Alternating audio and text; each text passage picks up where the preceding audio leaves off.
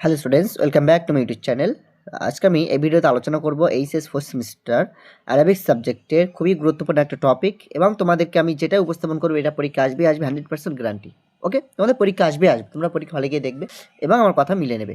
ওকে, আচ্ছা, তোমাদের অ্যারাবিক সাহিত্যে যে পদ্য যেটা রয়েছে, গদ্য যেটা আছে, আমি গদ্যর কথা আগে বলবো, তারপরে পদ্য আমরা অন্য একটা ভিডিওর মাধ্যমে তোমাদের উপস্থাপন করব। তো মেনলি গদ্য যেটা আছে ওখান থেকে তোমাদের 10 নম্বর থাকবে, সকলেই জানো। তো 4 নম্বরে একটা বড় কোশ্চেন থাকবে এবং 2 নম্বরে 3টে কোশ্চেন থাকবে, শর্ট কোশ্চেন, তাই তো? তো এই যে 4 নম্বরের জন্য কিংবা 5 নম্বরেও আসতে পারে। তো 4 নম্বর কিংবা 5 নম্বরের জন্য তোমাদের যেটা দেবে, হয় তোমাদের ট্রান্সলেশন দিতে পারে, কিংবা তোমাদের ব্যাখ্যা দিতে পারে, অথবা তোমাদের খোলাসা থাকতে পারে। ওকে, অর্থাৎ 3টে অপশানই থাকতে পারে। কী বললাম? তোমাদের 4 নম্বর কিংবা 5 নম্বরের জন্য হয় ট্রান্সলেশন দেবে টেক্সট থেকে, কিংবা তোমাদের ব্যাখ্যা লিখতে দেবে, অথবা তোমাদের খোলাসা দেবে। এই 3টে অপশান তোমাদের থাকবে, যে কোনো একটা অপশান তোমাদের চুজ করতে হবে, ঠিক আছে? এবারে সেক্ষেত্রে তোমাদেরকে আমি বলবো যে সাইয়্যিদুনা আলী বিন আবি তালিব যে প্রবন্ধটা রয়েছে, খুবই ভাইটাল একটা টপিক। আশা করি এইটা তোমাদের পরীক্ষা আসবে, খোলাসা এটাই কিন্তু তোমাদের দেবে, ঠিক আছে? অপশনে তোমাদের থাকতে পারে আহলুল কাহাফটা থাকতে পারে, কিন্তু সাইয়্যিদুনা আলী বিন আবি তালিব এটা করে গেলে আমার মনে হয় এখান থেকে তোমরা কমন পেয়ে যাবে এই খোলাসাটা।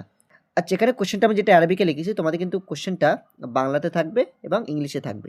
ওকে, আচ্ছা, তোমাদের বাংলায় কোশ্চেনটা এভাবে দেবে যে সাইয়্যিদুনা আলী বিন আবি তালিব নামক প্রবন্ধ সম্পর্কে খোলাসা লেখো বা সারাংশ লেখো, বা এই প্রবন্ধটির সারাংশ লেখো। এইভাবে কিন্তু কোশ্চেন থাকবে। চলো, উত্তর কিভাবে করতে হবে? প্রথমে ভূমিকা লিখবে সুন্দরভাবে। আরবি গদ্যের জগতে একজন আলোড়ন সৃষ্টিকারী প্রতিভা ও অনন্য সেরা গদ্যকার, আরবি সাহিত্যের ক্ষেত্রে অন্যতম শ্রেষ্ঠ রচনাকার মোহাম্মদ উতাইয়া আল ইবরিস সাইয়্যিদুনা আলী বিন আবি তালিব নামক প্রবন্ধটি বা গদ্য রচনা করেছেন। ওকে, ভূমিকাটা এভাবে লিখলে তারপরে নেক্সট তোমাদের প্রসঙ্গ লিখতে হবে। রাসূলুল্লাহ সাল্লাল্লাহু আলাইহি ওয়াসাল্লামের একান্ত আপন সাহাবী, ইসলামের চতুর্থ খলিফা, ইসলামের ইতিহাসের সেরা কলিমার পতাকাবাহী নেতা হযরত আলী রাদিয়াল্লাহু জীবনের উপর এই কাহিনীটি রচিত। তাহলে প্রসঙ্গটা আমরা উল্লেখ করে দিলাম। তারপরে তোমাদের বিষয় সংক্ষেপ লিখতে হবে। খুবই সুন্দরভাবে কিন্তু পয়েন্ট করা লেখা। এভাবে লিখলে কিন্তু তোমরা 5-এ কিংবা 4-এ তোমাদের যত নম্বরই থাকুক না কেন, তোমরা কিন্তু ফুল মার্কস পেয়ে যাবে। একদম শর্ট করে লিখে দিয়েছি। তোমাদের কোয়েশ্চেনের যে নাম্বার ডিস্ট্রিবিউশন রয়েছে সেইভাবেই কিন্তু আমি অ্যান্সারটা রেডি করেছি। আচ্ছা, বিষয় সংক্ষেপ কী লিখতে হবে? প্রশ্নোদ্ধৃত কাহিনীটিতে লেখক হযরত আলী রাদিয়াল্লাহু জীবনের বিভিন্ন বিষয় নিয়ে আলোচনা করেছেন, যেমন পরিচয়। প্রথমে আমরা পরিচয় দেব। দেখবে তোমরা এই পয়েন্টগুলো কিন্তু বইতে পেয়ে যাবে। সেগুলো আমি একদম শর্ট করে তোমাদের জন্য রেডি করেছি। পরিচয় কী লিখবে?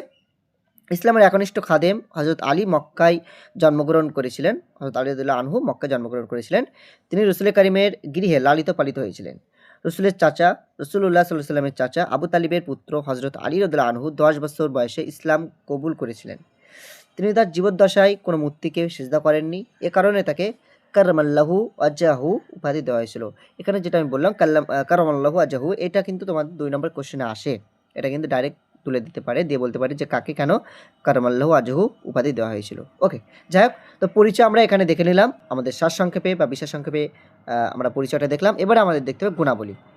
গুণাবলী: তিনি ছিলেন সুবক্তা, সাহসী, দৃঢ় ইমানদার এবং দান খায়রাতের প্রতি আগ্রহী। তিনি আল্লাহ পাক রব্বুল আলামিনের উপরে ছিলেন তাওয়াক্কুলকারী।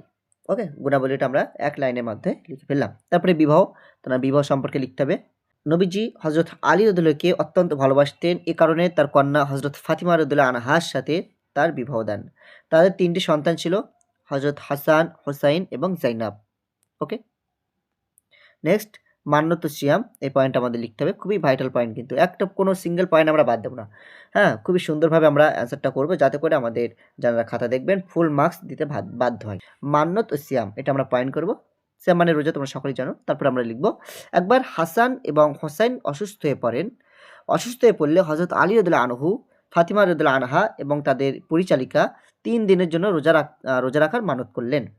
প্রথম দিন ইফতারের সময় এক মিসকিন আসলে তারা নিজেদের ইফতারের খাবার তাকে দিয়ে দেন।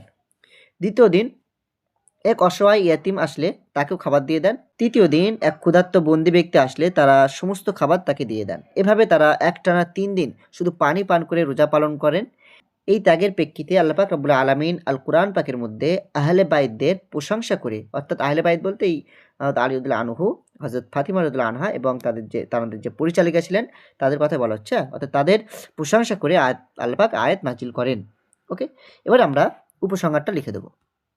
ঠিক আছে, উপসংহার কি লিখব?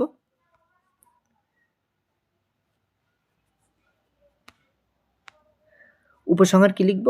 একদম সিম্পলি একটা বাক্যে আমরা লিখে দেবো যে হযরত আলী রাদিয়াল্লাহু আনহু চরিত্রবান হয়েছিলেন রসুলের কারিমের চরিত্রের দ্বারা। তার সেই চারিত্রিক মাধুর্য ও বৈশিষ্ট্যই আলোচ্য গদ্যে তুলে ধরা হয়েছে। ওকে, আশা করি বুঝতে পারলে কত সুন্দর করে একদম তোমাদের 4 নম্বর কিংবা 5 নম্বর যেটাই আসুক না কেন একদম উপযুক্ত সাজেশন কিন্তু তোমাদের জন্য রেডি করা হয়েছে। ওকে, তোমরা বুঝতে পারছো কতটা স্ট্যান্ডার্ডভাবে লেখা। তো এটা হচ্ছে তোমাদের আজকের মূল টপিক। সাইয়্যিদিনা আলী বিন আবি তালিব যদি তোমাদের প্রবন্ধ দিয়ে দেয় তবে আসবে এই প্রবন্ধ, এটা তোমরা নোট করে রাখো। আমি কিন্তু বলছি মানে এটা আসবে ইনশাআল্লাহ, এটা তোমাদের চলে আসবে।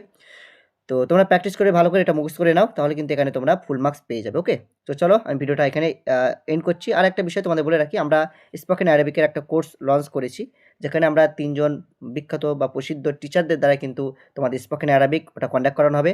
আমাদের মূল টার্গেট থাকবে অ্যারাবিক থেকে ইংলিশ, শুধুমাত্র অ্যারাবিক থেকে বাংলা নয়, অ্যারাবিক থেকে ইংলিশ তোমাদের দক্ষতা স্কিল বাড়ানোর জন্য আমরা মেনলি 3 মাসের একটা কোর্স লঞ্চ করেছি। ফিস রাখা হয়েছে 451 টাকা, 3 মাসের ফিস। ঠিক আছে, 3 মাসের টোটাল ফিস 451 টাকা। আমাদের ক্লাস শুরু হবে 20 তারিখ থেকে, আর 17 তারিখ অর্থাৎ আজকে আমাদের অ্যাডমিশনের লাস্ট ডেট রয়েছে। তোমরা যদি অ্যাডমিশন নিতে চাও সেক্ষেত্রে যোগাযোগ করতে পারো। Thank you for watching this video. দেখা হবে অন্য কোনো ভিডিওতে।